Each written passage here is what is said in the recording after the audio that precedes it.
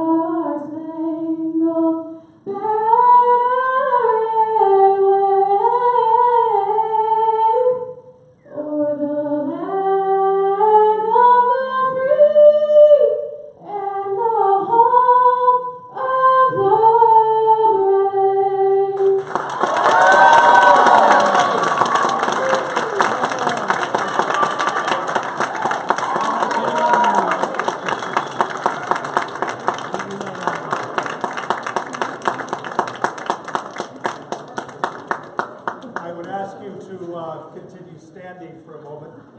As we know, is that on?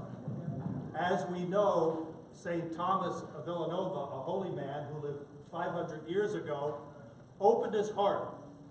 He opened his heart to students, and he started schools for those who could not afford to go to school. He opened his home to those who needed a place to live, to stay, those who could not afford that.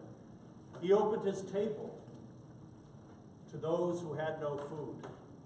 And here, 500 years later, at St. Thomas University, named after St. Thomas of Villanova, who lived and died in Spain, a simple man, we continue to open our hearts to one another, to open our hearts to those in need. And now, if I ask you to bow your heads, open your hearts to the Creator God. O Lord, we pray today for all gathered here, especially these students. Give them enthusiasm for study and inspiration for learning, so that each and every moment they may be filled with energy and with joy. Guard their hearts and their minds with your love and your kindness, so that each student here today will be an extraordinary example to all they meet by being strong in spirit against the evils of bigotry, of hatred, and prejudice.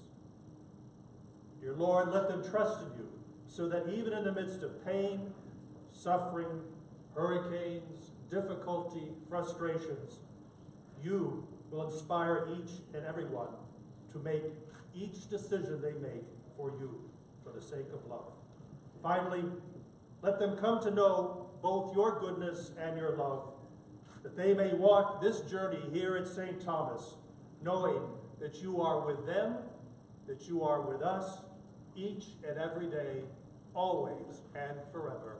Amen. Amen.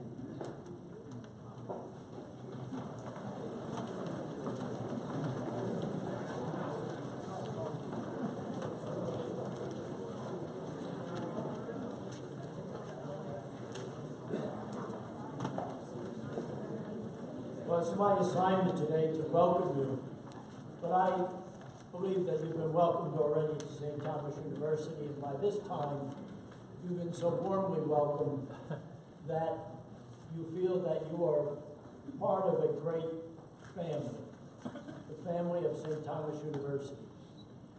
It's a family of higher education. And in higher education, there are many symbols. You see them displayed on the faculty, the robes they wear, the hoods they earn, and in the colors that distinguish them in discipline. This convocation is your symbol of entry into higher education. You have entered a privileged space where you will learn and form your view of the world as knowledge unfolds and you deepen your own understanding of yourself. Set your goal today to be an excellent student, to do all you need to do to achieve your goal quickly and effectively. We're very proud of you. I congratulate you for joining our family, and God bless your future years at St. Thomas University.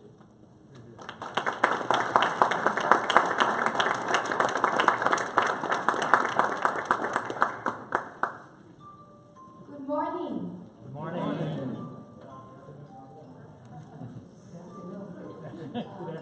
As Provost and Chief Academic Officer, it is my privilege to introduce our keynote speaker, Mr. Stuart Diamond. But before I introduce Mr. Diamond, I would like to just take a couple of moments to welcome again our freshman class to our St. Thomas family.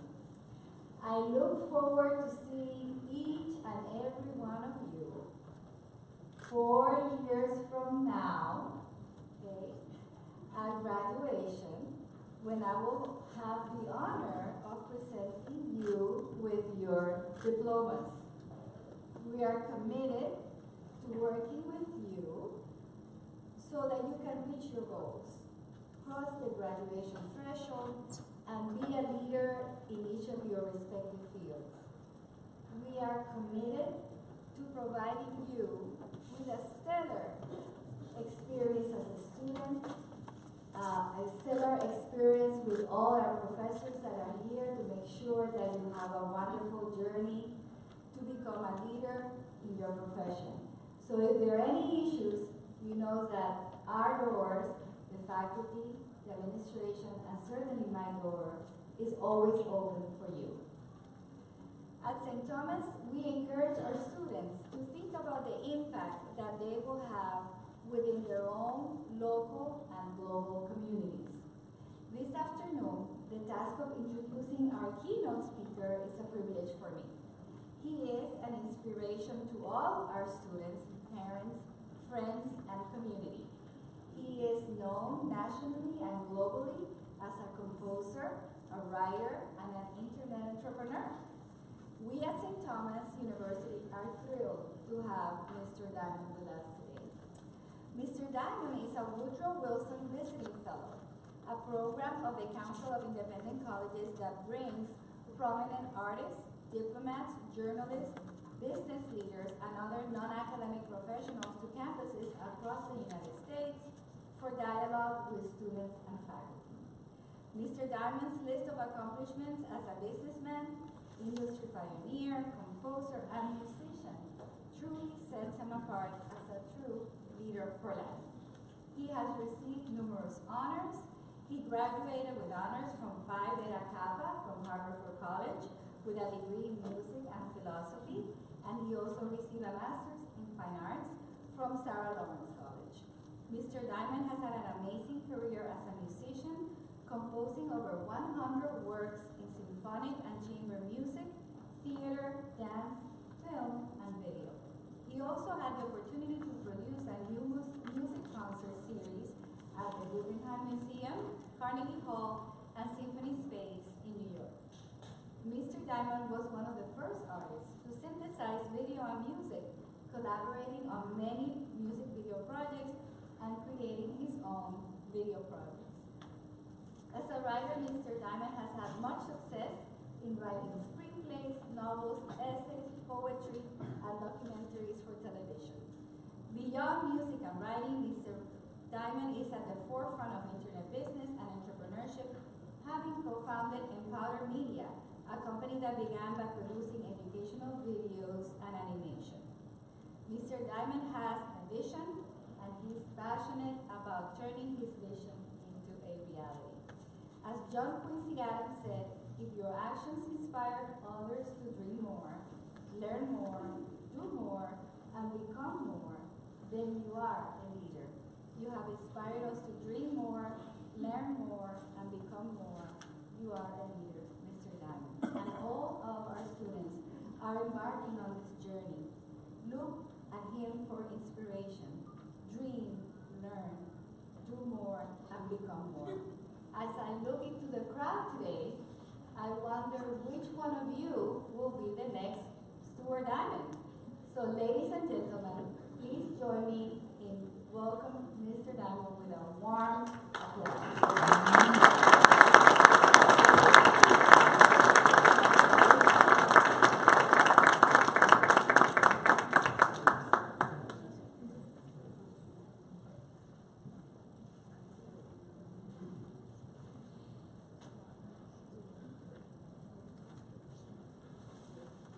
Well, that feels awkward. Getting all that accolades and then somebody saying so many wonderful things about you, you start looking behind your shoulder and going, who is that person? Until you have to sit there and accept maybe they're trying to talk about you. I've done these, and to me it's a great privilege. I've had a wonderful time, and I've really enjoyed being here at St. Thomas, and I've really come to appreciate what makes you different in a school. I've been to many schools, and already I can feel what's special, and it really has to do with the level of art that I feel here amongst the faculty and the students. So thank you for that. Be able to feel it and recognize it is real. Each of one of you have it. And it's a differentiator, so thank you. There's something special going on here. I can acknowledge that, all right? So, I'm asked to give a speech. I'm supposed to be an inspiration. You've given my Bible, and it's really awkward to talk about yourself. I've tried, it's embarrassing, I feel awkward, and I'd rather not. So I'm not going to talk about myself. Rather, I'd like to talk about this concept, the quest, and the power of questions, okay? So we're going to go forward now. The quest and the power of questions, that is a picture of a man, a Greek, as you see it there, with a lamp, all right? And Dr. Arnold, who do you think that is? I would say that must be whoever Plato was describing, leaving the cave. Or Diogenes, right? With the lamp on Diogenes, right? So this is how you start. When you notice, you take your first step, following it, and you fall off a cliff. This is typical of how you start your education, right? I understand that. This was certainly my experience of starting. But the interesting part of the quest is, etymologically, it's connected to the word questions. And language is like that. If you study language, you're going to find out it's got many elements. And so, yes, here I'm leading out this really quick point. We'll go back here. So instead of talking about myself, I tried to come up with what is one good idea I could talk about that could change everyone's life. And there is one good idea. And that's the point of this idea of asking questions. So the whole point of the quest in these robes, and by the way, this is so hot, Harry Potterish, I am thrilled to be amongst all you people, okay? Because Harry is doing a quest, right? And he's learning all about himself. If you think of the movie as sort of an anthology, a symbolic of all of our lives as we grow and become more wise and learn face challenges, all these movies have this sort of level to it, right? As an allegory. So questions, for me, was always a way to begin. So we're going to talk about how to ask questions, all right? Very simple. And you're all going to have to learn to ask questions right here and now. So get ready, you're going to participate, okay? So let's see what I have next, right? It's the beginning of the quest. If you ask a question, that's when you grow. Yes, you'll fall off a cliff, but it's the way you start. So, asking questions is easy, right? Everyone asks questions, right? Let's see what I've got next here. The beginning of the quest, okay? Why ask questions? Oh, I've got another slide. All right, let's start now. Okay. Well, you're going to gain knowledge here, right? That's obvious. That's where you come to learn. You're going to go deeper into different topics. And and a very big one, you're going to make your world bigger. So we're going to talk about that. Why you're here is not only to gain knowledge, to make your world bigger. Okay? And partly my story, if you think about it, I begin as a musician and a composer. And what I will say about my story is the number of times I have failed and my career ended as a composer and musician. And now, you know, the typical, how many times you fail, this is it. And it's going to be the story of how I use questions, in part, to pick myself up and find my new self and find that your world is bigger than you ever imagined it to be. And I promise, if I'm standing here in front of you, it's not because I'm a musician only. I would never be here if it was that only was the case. So it all begins with questions, but we've got to learn to ask questions well. So, we're going broader, that's all true. So what is so hard about asking questions? I wonder if anybody has an answer for me. Don't worry, we'll get to this later. You have to listen to the answer. And that is a lot harder than you might think. And we're going to practice that in a very practical, real way. And here is my next point. Everyone see this? So that we can ask a follow-up question based on what we heard. Harder than you think, okay? And it's going to go a little deeper. We have to listen to the second answer and ask another 2 or 3 questions based on what we heard. Got it? So, let me see if I want to jump ahead yet. Wait a minute, PowerPoint. We have to listen to the answer, and we have to take responsibility for the answer. So what I want, we're going to give an example. So I'm going to start with Dr. Arnold. Could you come up here, please? So we just began talking. I'm cheating because I actually know him a little bit. All right, so Dr. Arnold, I gather you were born in Nebraska. Yes, I was born in North Platte, Nebraska, the hometown of Buffalo Bill for 22 years. Wow, Buffalo. Oh, thank you. Oh, Buffalo Bill. Okay, oh, yeah, right here we go. Thank you. Buffalo. Who's Buffalo Bill? Buffalo Bill was the man who tamed the Wild West. He was a showman. Right now, first, sir, everybody here of Buffalo Bill, but I don't remember much about him. So tell us more about Buffalo Bill. Well, Buffalo Bill had become famous, first of all, as a buffalo hunter. He went to the West from the East Coast, and he failed as a businessman, trying to set up a little town, but not cooperating with the railroads. What they decided was, if he wouldn't give them a large percentage of the money that he was making in his town, they were going to put the town 5 miles down the road and not allow his town to gain foothold. So he failed as a business entrepreneur, trying to set up a town in the West, and became a buffalo hunter, and made some money doing that. He will fail again before becoming a very fantastic showman. That's what you get when you ask a question from a professor. It's more than what I had in mind. I just want to know where you grew up, all right? So I'm going to ask one more question. How did you get out of Nebraska and get here? You become a showman. No. I went to university, and I went to a Benedictine seminary, so my route out was through the church to a institution where I was thinking of being a monk, and then I studied at a small Catholic university like this in Louisville, Kentucky, Bellarmine College, because of Ursuline nuns that were in North Platte, Nebraska, and it originally being an Ursuline college. So there's a network of Catholic institutions and a desire for higher education that got me out of that little place. Thank God. This is my place, okay? All right. What I'd like to do now, did we learn a lot from a simple question? We know I learned not only about this gentleman here, his personality. I learned about Benedict monks, Ursuline nuns, Buffalo Bill. I mean, I really learned a lot, right? So what I'd like you to sit down for a moment, please, sir. I'd like everybody now to turn to the person on your right. And you're going to ask them a very simple, and if you don't have a person on the right, we'll switch it around. It's going to be a little awkward, but everybody's going to turn to the person on the right. You're going to ask a very simple question, just how are you? It can be anything you want to ask. Not yet, not yet.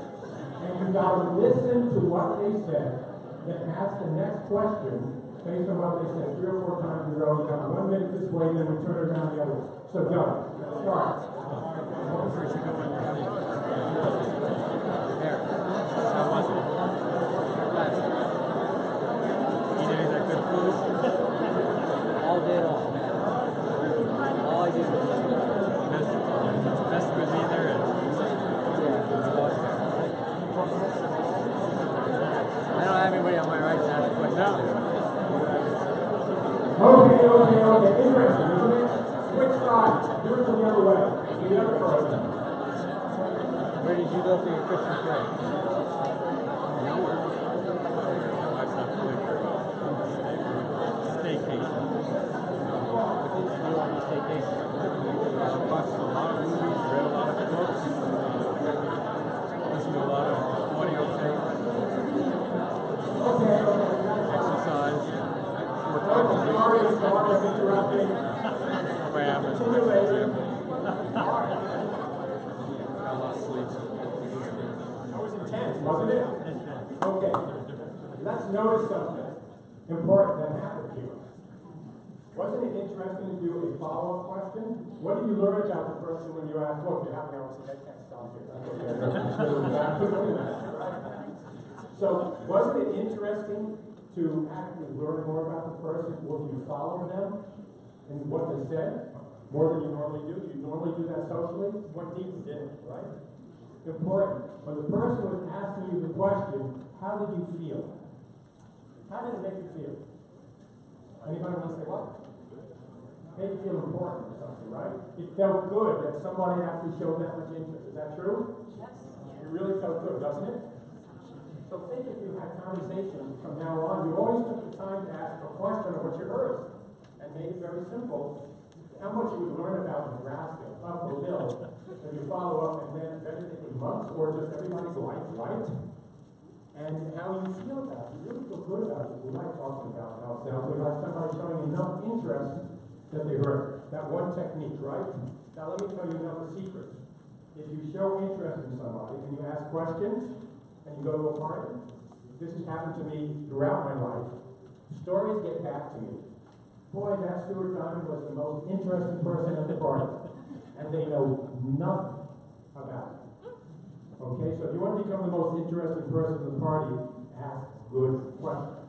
Truly, it works. And you begin to know people, all right? They come to you. Because you've listened, got it well enough to take what I mean by responsibility of the answer. You've listened, you can ask another question of what you heard. Absolutely, okay? Now I need some more help. I need a volunteer. And for a specific kind of person. Now be very careful. Do we have any string theorists in the audience? He didn't come. We don't have a string theorist. This is too bad. I was looking, do we have any astrophysicists? Or anybody with a background in cosmology? All right, no. This is very important. I was counting on this, okay? So I'm going to ask another loaded question. I'm afraid to even... Oh, I could. Sir, you're a scientist, right? Chemical engineering, right?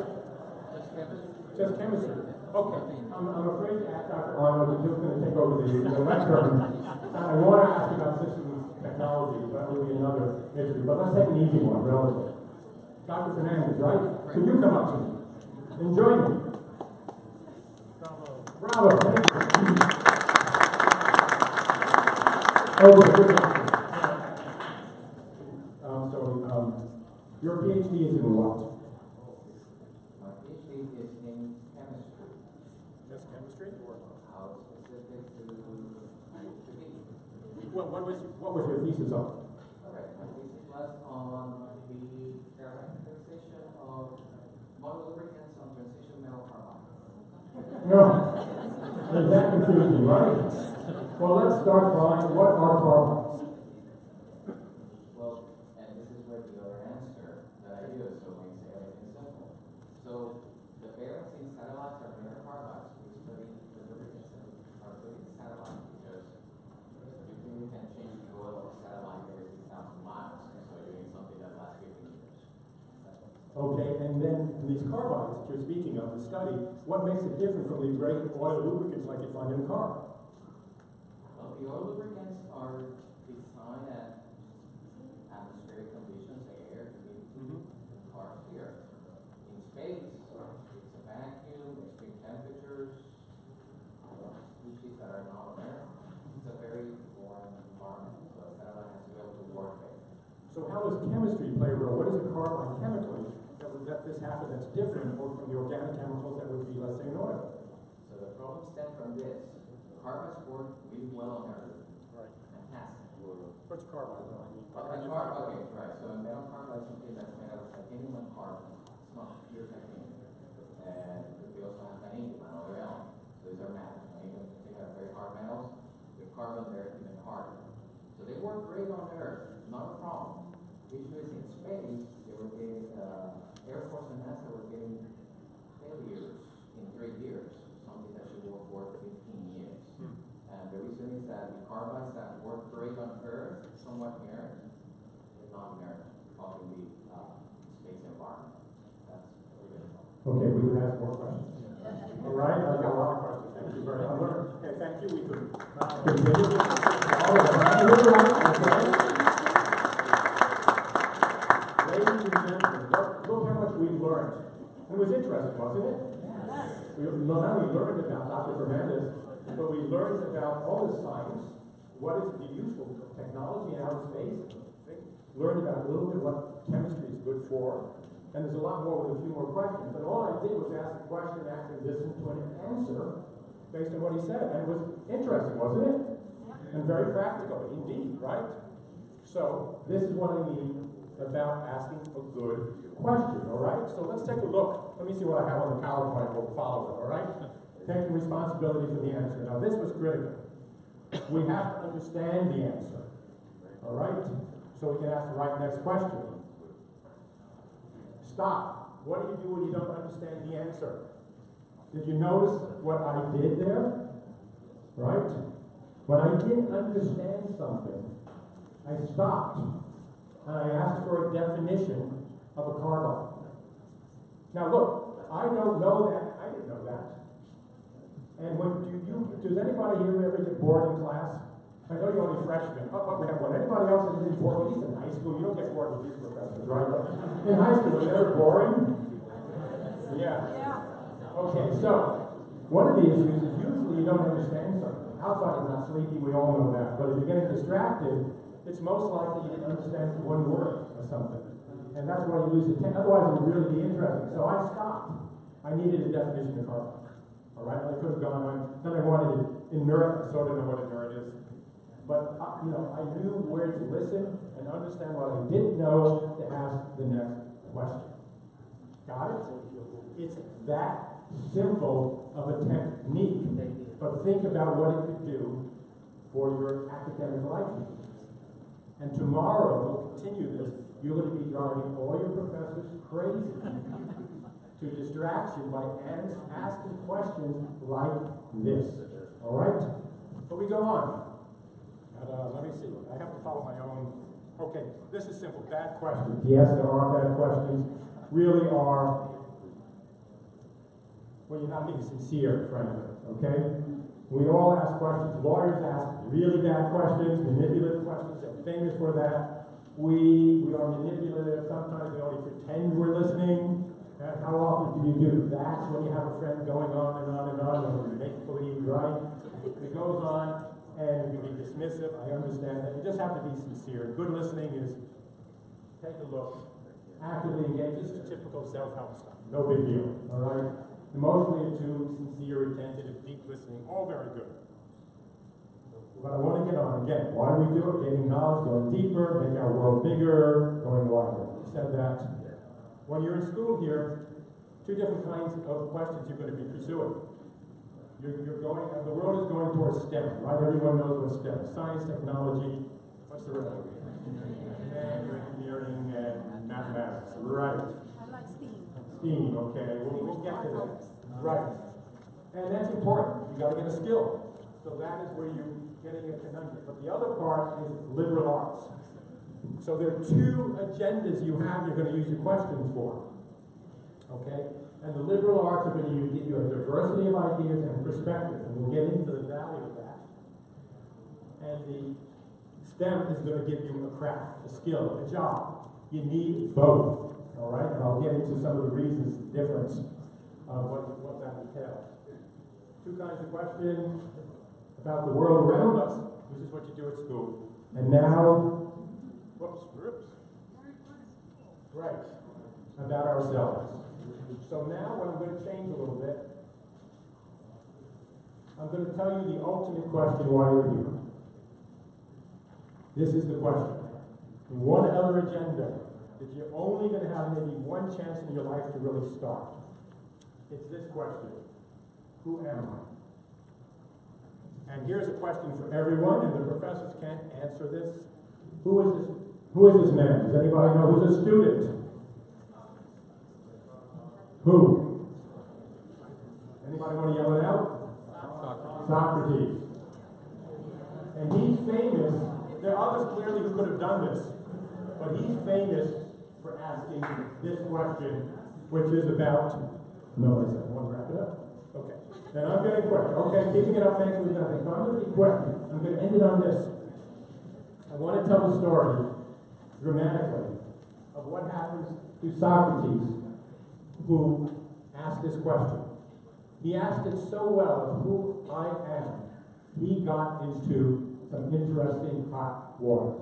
All right? All he did was live in Athens and go around and ask questions. And at one point, by asking so many questions, the politicians and the populace, the old people in Athens got upset, okay? Because they finally accused him of two things. Questioning the gods, the existing gods, and doing one other amazing thing.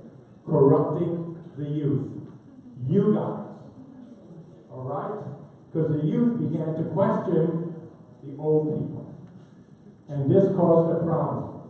And they brought him up on charges for corrupting the youth and brought him to trial for corrupting the youth. And that was really the issue because he was corrupting basically the children of the upper class, the power brokers, essentially. And in this trial, he is the this is for the beginning of democracy. There's about 400 or 500 people in the arena that he's speaking to. And his defense was this. The problem began, he said, when somebody went to the Delphic Oracle and who asked, who is the wisest man in Athens? And the Delphic Oracle said, Socrates. And now Socrates has a problem. He's brought up in charges. So his defense, and I'm now listening to my Mel Brooks version, I'm apologizing for mangling the story, is Socrates gets up and says, I'm in charge of my life here, it's at stake. What am I going to do? So he basically, let me find somebody wiser than me. And he said, let me go to the politicians. And he goes to the politicians, he says, because his defense is, I know nothing. I don't ask only questions. I don't claim to know anything. He goes to the politicians to say, they must be wiser than me, they're running the country. He talks to them, asks enough questions, and proves that they don't really know much anything at all. And Socrates' literal defense is, he says this, he says, the only difference between them and myself is I know nothing, and they don't. Okay, you're practically right? Yes. He then goes to the artisans and does the same thing. He goes to the architects. He goes around looking for anybody who knows something more than he does. And he finds out the only difference is he at least acknowledges he knows nothing. All right? And I will condense the story a little bit here, but essentially he loses the vote by 4 or 5 votes. He's given multiple options to get out of the final declaration of execution. He just goes on and pisses everybody off every single step of the way. And he could buy his way out. They give him a key in prison to escape. He keeps refusing because he wants to be true to philosophy, asking the questions. And my point is that ultimately what Socrates does, he's in prison, and finally the last scene occurs where he's with some of his students, and they're continuing the debate. And since he's going to die, they're discussing the immortality of the soul. think you were discussing it. And finally, Socrates loses the discussion at this point about the immortality of the soul, at this last moment. But that doesn't stop him. He just cheerfully goes on. And ultimately, he drinks the hemlock, right? And he dies, and they say, the death of the wisest and just man who ever lived is the final quote of this particular dialogue we're discussing. But something remarkable happens. And this is the whole point of my story. Is that amongst his students, there was one student there. He wasn't really present, but he was one of his students who was very much inspired. And that student, who was the son of a wealthy nobleman, began to form a place where they can continue to gather and discuss his ideas. And he begins to write it. And what begins is an institution. Becomes the first academy of the history of modern world of higher education. The person who was a student was Plato. And he writes a series of dialogues. And the first academy ever in the humanity is created. And why we are here today, especially in the Catholic Church, is because Plato is followed by Aristotle, which are sort of the founding pillars of much of Catholic philosophy. I'm no expert, but I know that much. I started it. And it leads why you are here today at St. Thomas is because one man asked a question. So I charge you all, tomorrow morning, you're going to start asking these questions, and all you have to do is listen to the answers. Got it? Amen. Thank you.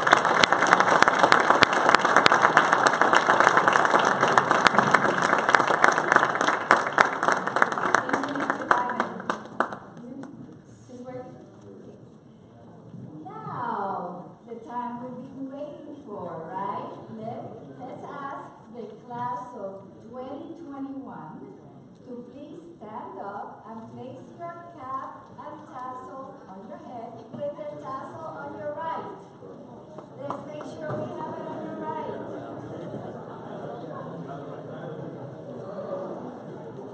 Okay, so you will keep your tassel to your right until the day you graduate. That day, you'll move it to the left. So congratulations to the class of 2021. You guys can now be seated.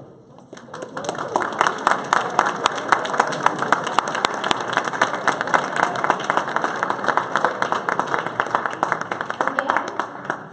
Your success is our success. Enjoy your new journey. Make the most of it. As Mr. Diamond said, start getting ready to ask those hard questions and good questions. And let me remind you that there has never been a better time to be a Bobcat. So go Bobcats! Go Bobcats!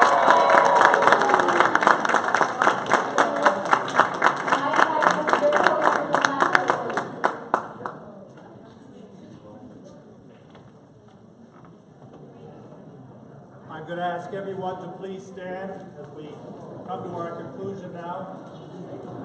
Over the last couple of weeks, we have seen forces of nature that have affected us in many, many different ways. But the greatest force of the whole world is the force of the Creator, the one who created you, created me, gave you gifts, individual gifts that will make you succeed.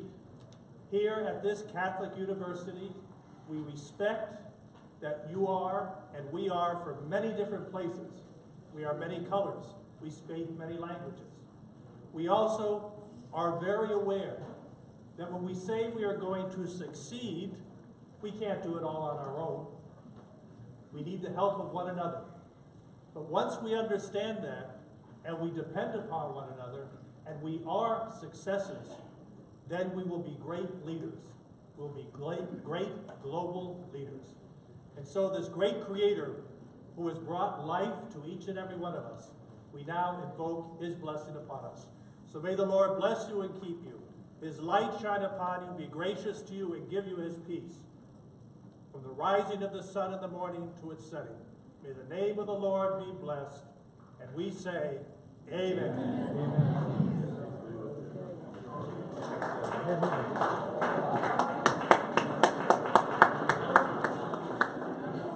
afternoon, friends, colleagues, students. I know what your major question is. I've been listening. You've all been asking, where's the food? So, please join us for a reception. Our reception is outside the library at the breezeway. Dr. Arnold will lead you out with the faculty. Please remain in your seats as Dr. Arnold and the faculty process out the door. Please remain in your seats until the faculty go out the door. Thank you very much for coming.